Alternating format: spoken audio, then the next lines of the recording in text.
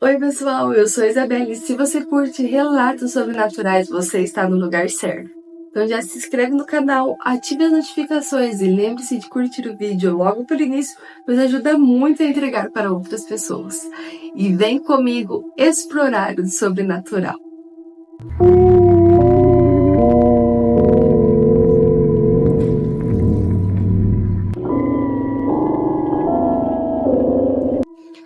A Fazenda Assombrada. Boa tarde, Isa. Vou contar um relato rápido de algo que vivi quando era criança, mais ou menos entre os 7 e 8 anos de idade. Morávamos em uma fazenda no interior da Bahia, cercada por plantações de cacau. Dentro dessas plantações havia uma gruta misteriosa, e todos os dias, sem falhar exatamente às 6, víamos uma luz muito forte descendo para dentro dela. Não era algo passageiro, acontecia todos os dias. Até hoje, ninguém sabe o que é aquela luz, mas a cena ficou gravada na minha memória. Isso não foi o único acontecimento estranho que vivi. Em outra fazenda onde morávamos, depois de coisas inexplicáveis também acontecerem, às vezes ouvíamos pedradas no telhado ou dentro da casa, mas éramos os únicos que moravam ali. Não tinha como ser alguém de fora. Certa noite, por volta da meia-noite, um boi preto enorme apareceu na frente da nossa casa, tentando derrubar a cancela. O animal parecia estar fora de si, como se estivesse possuído. Eu e meus irmãos ficamos aterrorizados. Depois que saímos de lá, descobrimos que o dono daquela fazenda havia assassinado a esposa dele dentro daquela casa.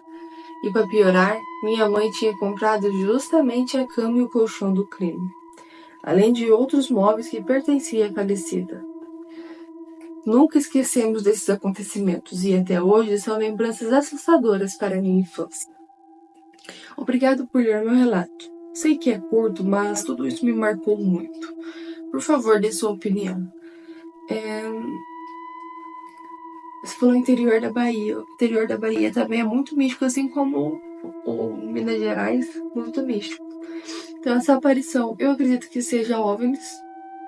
Não tenho dúvida. Pedra, gruta, OVNI. Ponto. As pedras no telhado é um clássico, pode ser fantasma, pode ser comadre fulozinha, pode ser qualquer coisa. E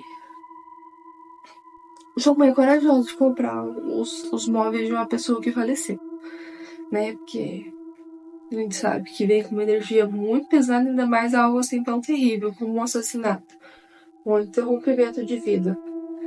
Mas é isso, gente. Esses foram os relatos dela. E vamos então para o nosso próximo relato de hoje. O que você achou dos relatos dela? Comenta aqui pra gente. Quem era aquela aluna? Como diretor escolar, uma das minhas principais responsabilidades era preparar os relatórios da preparação de contas da Fundeb. Era uma tarefa monótona, porém extremamente importante, que exigia muita concentração. E concentração, como você pode imaginar, é uma raridade dentro de uma escola cercada por 400 crianças correndo de um lado para o outro. Então, depois do almoço, disse a Marta, nossa secretária, que eu não estaria disponível para ninguém. Tranquei na sala e mergulhei nos números. As horas se arrastaram e quando olhei pela janela, percebi que o dia já havia virado noite. Exausto, decidi adiar o envio dos documentos digitais para a Secretaria da Educação. Até o dia seguinte, planejava pedir ajuda de Marta que revisasse tudo antes de eu enviar, já que ela tinha mais experiência com o setor contábil. Guardei os meus pertences e tranquei a sala e fui em direção ao corredor principal da escola, apressado para sair antes que o alarme fosse ativado. Eu já havia esquecido completamente a senha, então se ele disparasse, teria que ligar para uma das auxiliares de limpeza. Estava quase no estacionamento quando, ao apagar as luzes do corredor, percebi uma luz fraca saindo por debaixo de uma porta. Provavelmente, algum professor esqueceu de apagar a luz ao sair. Pensei. Fiz uma anotação mental para lembrar de falar sobre isso na próxima reunião, cobrando por mais atenção com a economia de energia. Caminhei até a sala para desligar a luz. Assim que abri a porta, meu coração parou. Na parede oposta, de pé, diante de mim, havia uma criança. Tudo que eu conseguia ver era o perfil da garotinha, com cabelos longos e cacheados, que caíam até a cintura. Ela não se mexia. Estranhei profundamente a cena, mas me aproximei, pigarreando para chamar sua atenção. A menina então se virou lentamente para mim. Ela parecia ter cerca de 9 anos, com um rosto sereno, mas olhos inchados, como se tivesse chorado por um tempo. Recuperando-me do susto inicial, perguntei: "O que você está fazendo aqui? A essa hora, por que ainda não foi embora?" Ela me olhou diretamente e respondeu com uma voz baixa: "A professora me colocou de castigo. Disse para mim não sair sem permissão. Já faz muito tempo. Posso ir agora?" Ainda processando o que eu ouvi, falei: "Claro, você teve sorte que as luzes estavam acesas. Caso contrário, teria ficado aqui até de manhã. Venha, a escola já está vazia." Virei-me para sair, gesticulando para que ela me seguisse.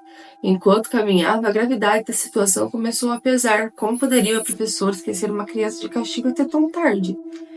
E se eu não tivesse visto aquela luz acesa? Amanhã eu estaria numa encrenca gigantesca.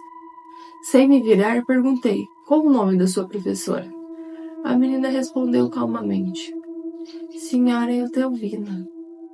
Parecia familiar, mas algo não batia. Continuei pensando e, de repente, me lembrei.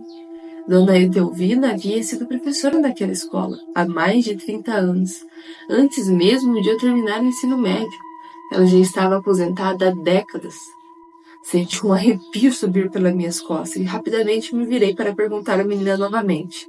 Mas quando olhei para trás, a sala estava completamente vazia. A luz eu tinha vindo apagar e continuava acesa. Isa, o que era? Quem era aquela garotinha? E por que ela estava presa ali? Não consigo entender. Poderia me ajudar? Gente, será que ela é um espírito perdido? Mas por que ela ficou presa na escola? Será que ela morreu na escola? Será que essa tarde Dona Etelvina deixou ela aí de castigo e ela teve alguma coisa e morreu durante o castigo? Tem que puxar a fundo essa história aí, tá errado isso aí, gente. Credo. Imagina.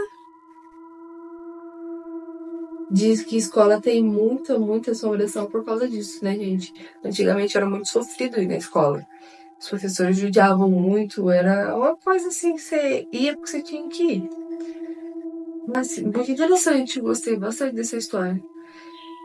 Eu não voltaria para ver o que ela estava acesa? Não voltaria. Se eu abrisse e visse uma criança, eu ficaria? Não ficaria também, muito medo. Quem dirá que eu ia conversar com a criança na escola, à noite. Mas é isso, gente. Esse foi o relato dele. Eu amei o relato. E vocês, o que acharam? Comenta aqui pra mim. E vamos então para o nosso próximo e último relato de hoje. A Maledite. Vou contar algo que aconteceu comigo e até hoje não consigo esquecer. Foi uma das experiências mais assustadoras da minha vida. Eu ainda morava com a minha mãe na época. Tinha acabado de chegar de uma festa exausta. Então fui direto para o meu quarto descansar. Era por volta das 9h30 da manhã e eu acabei acordando com o barulho dela na cozinha. Aquele som típico de mãe arrumando e batendo as coisas. O problema é que quando acordei percebi algo muito errado. Eu conseguia ver tudo ao meu redor e ouvir a minha mãe me chamando, mas eu não conseguia me mexer. Meu corpo estava completamente travado. Era como se algo pesado e escuro estivesse em cima de mim, mas eu não conseguia me virar. Eu tentava gritar, chamar a minha mãe, mas nada saía. Foi muito desesperador. Então, num impulso de puro medo, fechei os olhos e comecei a orar. Naquele exato momento, foi como se algo quebrasse dentro de mim. De repente, consegui me mexer e corri para a cozinha, tremendo para contar para minha mãe o que tinha acabado de acontecer.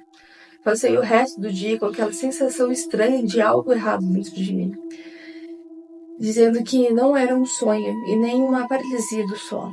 Na esquina de casa tinha uma pequena igreja e decidi ir até lá.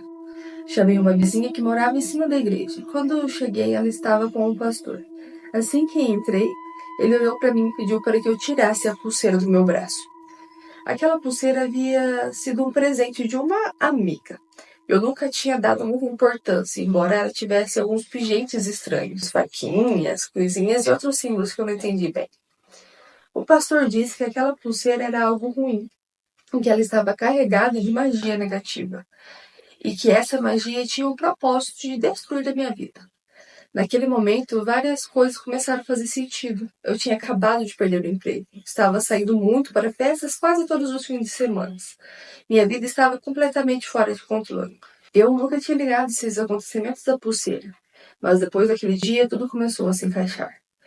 Tirei a pulseira e joguei fora. Aos poucos comecei a me aproximar mais de Deus e minha vida voltou ao normal. Hoje em dia sou muito mais cuidadosa com aquela amiga. E até minha mãe, que me alertava sobre essas coisas, se afastaram. Eu também desenvolvi um certo receio de presentes. Nunca imaginei que algo assim poderia acontecer comigo. Me arrepio só de lembrar. Desde então, nunca mais olhei para presentes da mesma forma. Cuidado, Isa, com as maledites. Cuidado com as maledites. Eu sempre falo e reforço. Cuidado com as maledites. Se você acha que tem ali um pinguinho de inveja lá no fundo, não aceita. Te chamou, não vai. Se afasta, gente. Não vale a pena. Você só ignora a sua intuição. Você nunca passa assim por despercebido. Você finge que você não tá ouvindo, que você não tá vendo essas coisas. Então, e se sua mãe falar assim, ó, cuidado com a fulana, que o que sua mãe fala é verdade. É batata. A mãe falou, você ignorou, depois, ó, crau. Então, gente, cuidado com as maledites. Não aceite presente de qualquer um. Se você sente ali que tem alguma coisa de errado dentro daquela pessoa, não aceita. Ou não seja mal educado. Pegue, chega em casa, queima. Ah, mas cadê? Então, sumiu, desapareceu. Nunca mais vi. É isso, gente. Mas muito obrigada por enviar o seu relato.